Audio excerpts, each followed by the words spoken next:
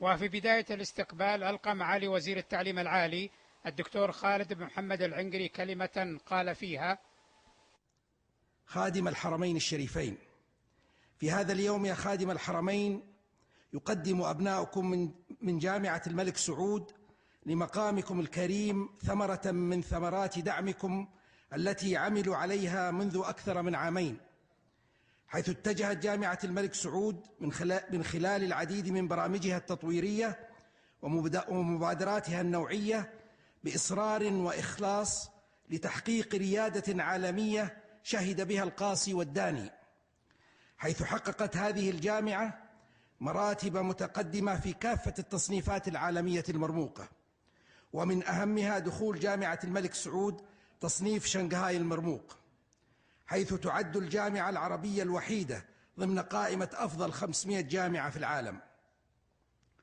وفي مجال الشراكة المجتمعية تقوم الجامعة بدور بارز في دعم مقومات التنمية في المملكة، ولاء وعرفانا بدور الوطن الحبيب.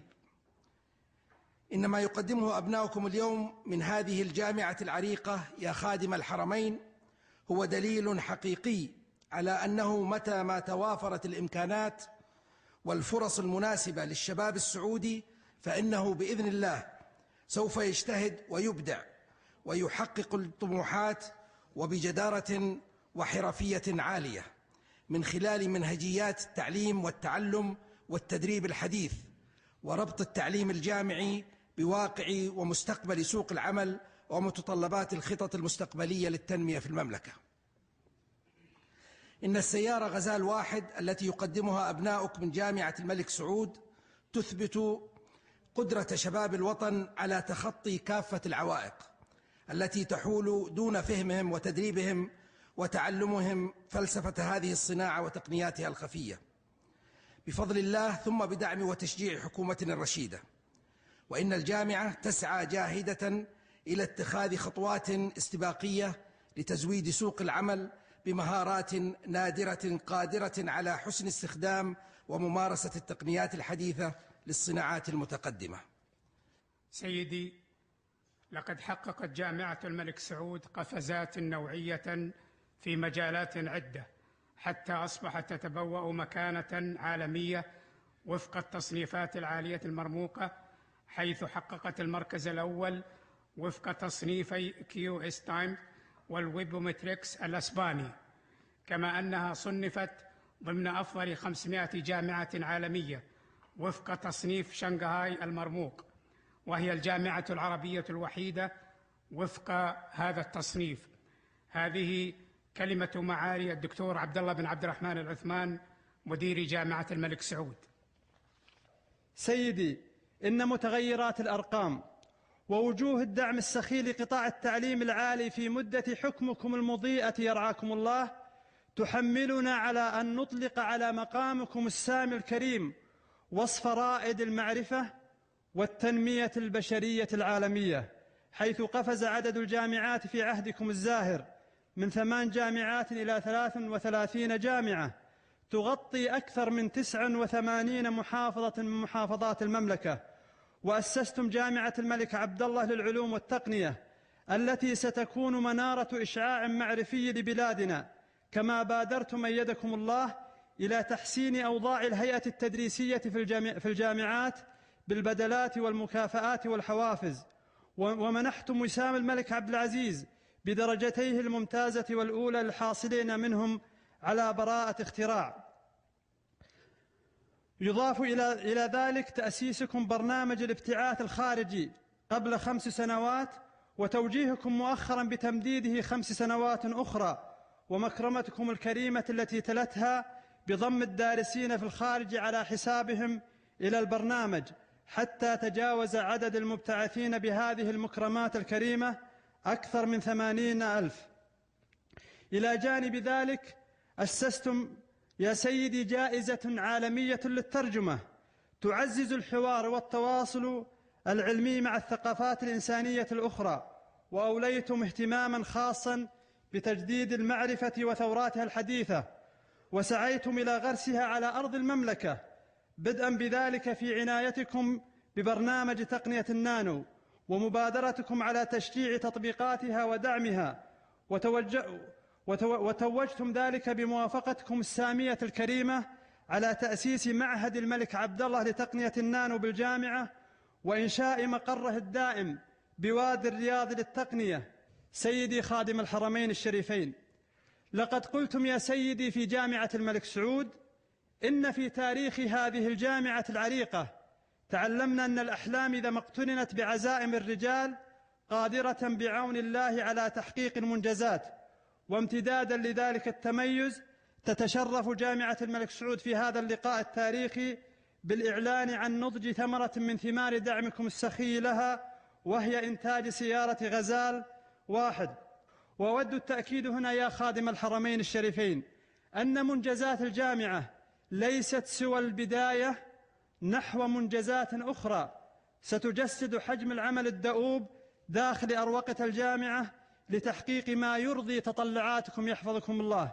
سيدي، إن جهودكم داخل بلادنا التي غيرت معالم الوطن وخطواتكم الإصلاحية البارزة على الصعيد الدولي تكشف عن وعي شامل تجسده شخصيتكم الفذة، شخصية ذات نمط فريد في سجل الزعماء، شخصية تحتضن هموم الداخل والخارج وتحس بمسؤوليتها تجاه العالم كله بكل ما يعتلج فيه من أحداث، وخصوصا تلك التي تمس واقع العرب والمسلمين.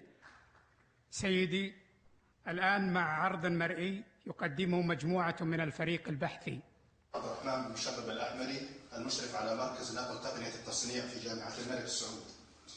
سيدي خادم الحرمين الشريفين، هؤلاء نخبة من مهندسين الجامعة الذين تخرجوا من كلية الهندسة والذين كان لهم الإسهام في هذا الإنجاز كأحد مخرجات هذا المركز، وكان لهم المشاركة الحقيقية في إنجاز مشروع السيارة النموذج غزال، ابتداء من التطوير والتصميم والتصنيع، حيث قام المركز باحتواء عدد من مشروعات التخرج ورسائل الماجستير فيما يقارب 52 طالب عملوا هذه المشاريع على أنظمة التحليل والتصميم والتصنيع المختلفة، وذلك للارتقاء بمستوى العقلية التصميمية والتحليلية والتصنيعية للمهندس الصناعي. هم في هذه اللحظة إن شاء الله تعالى سيقدمون مراحل المشروع لهذا المنتج الذي كنا ننتظره جميعا.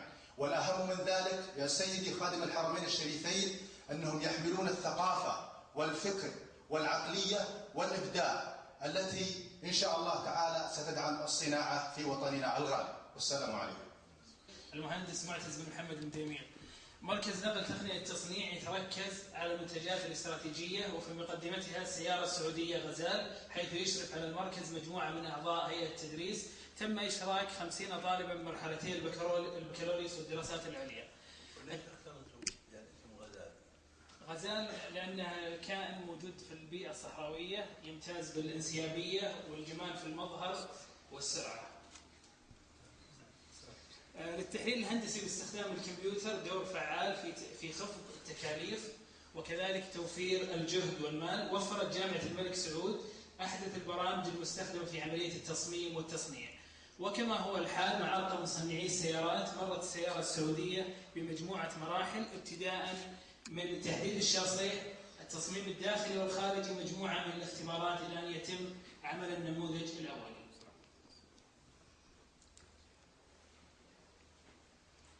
بسم الله الرحمن الرحيم. المهندس فهد محمد شقيق.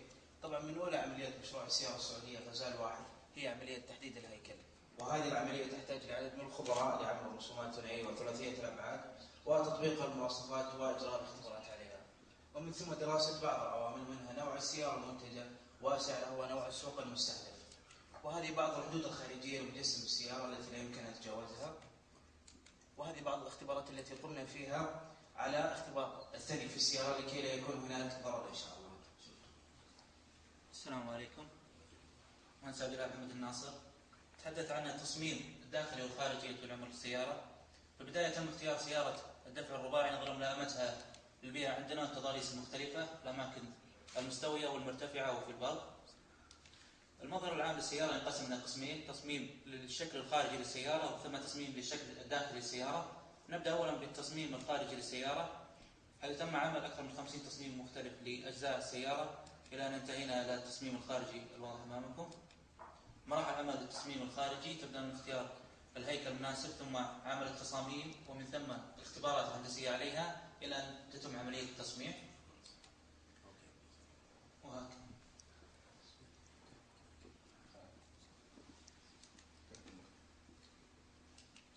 السلام عليكم. امتداد التصميم الداخلي نطبق هندسة العوامل البشرية لدراسة التفاعل ما بين الإنسان والأجزاء الداخلية للسيارة يضمن الأمان والراحة في الاستخدام. نطبق المبدأ على متوسط أبعاد جسم الإنسان بحيث يكون متوسط أبعاد جسم الإنسان يضمن الحركة داخل المركبة وكذلك تناسق أبعاد المقاعد مع أبعاد جسم الإنسان. ثم تفضل خادم الحرمين الشريفين أيده الله بالضغط على الزر الإلكتروني إذانا بتدشين السيارة السعودية غزال واحد.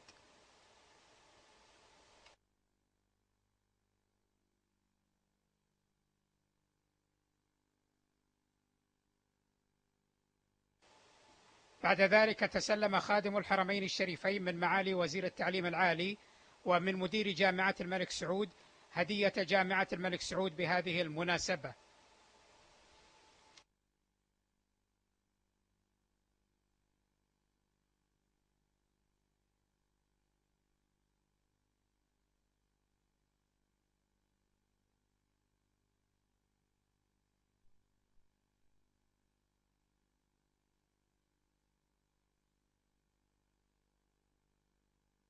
ثم تفضل خادم الحرمين الشريفين الملك عبد الله بن عبد العزيز بتقليد رجل الأعمال محمد بن حسين العمودي وشاح جامعة الملك سعود من الدرجة الممتازة وميدالية الجامعة الذهبية، كما سلمه لوحة معهد الملك عبد الله لتقنية النانو تقديرا من الجامعة لمساهمته في دعم عدد من الجامعات ومؤسسات المجتمع الأخرى ومنها جامعة الملك سعود، حيث قام بتمويل إنشاء المقر الدائم لمعهد الملك عبد الله لتقنيات النانو وتمويل تأسيس كرسي الملك عبد الله للأمن الغذائي، إلى جانب تمويل أكثر من 5 كراسي بحثية و3 أبراج وقفية في مشروع أوقاف الجامعة، وعيادتين متنقلتين للكشف المبكر عن سرطان الثدي.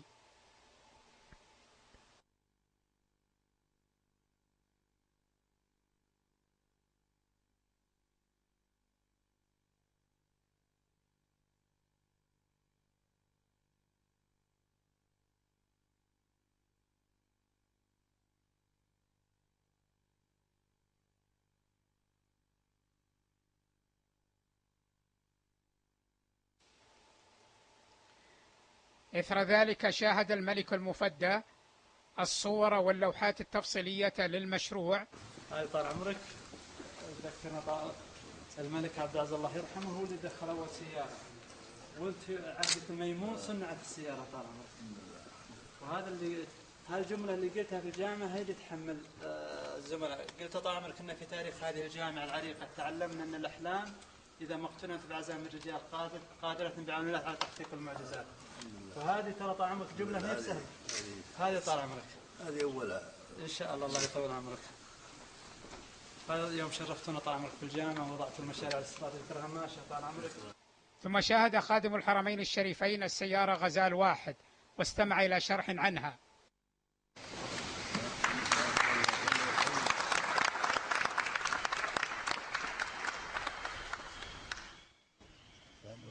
حلو.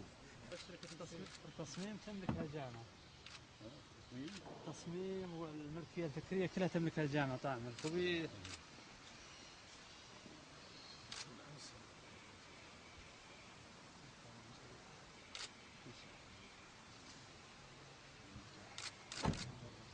هذا طال عمرك المفتاح الله يحفظك.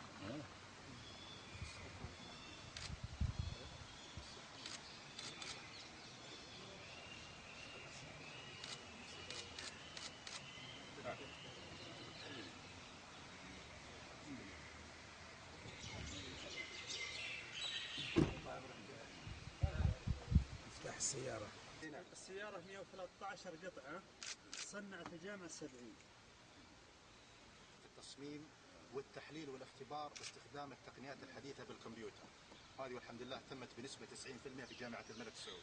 عندنا طال عمرك مصنع الزجاج السعودي، هم اللي يسوون لنا الزجاج كله طال عمرك، نعطيهم التصميم ينفذونه. وقد أعرب خادم الحرمين الشريفين أيده الله عن شكره وتقديره للقائمين على هذا المشروع، وهنأهم على ما حققوه من إنجاز، متمنيا لهم مزيدا من النجاح والتوفيق. عقب ذلك التقطت الصور التذكارية بهذه المناسبة.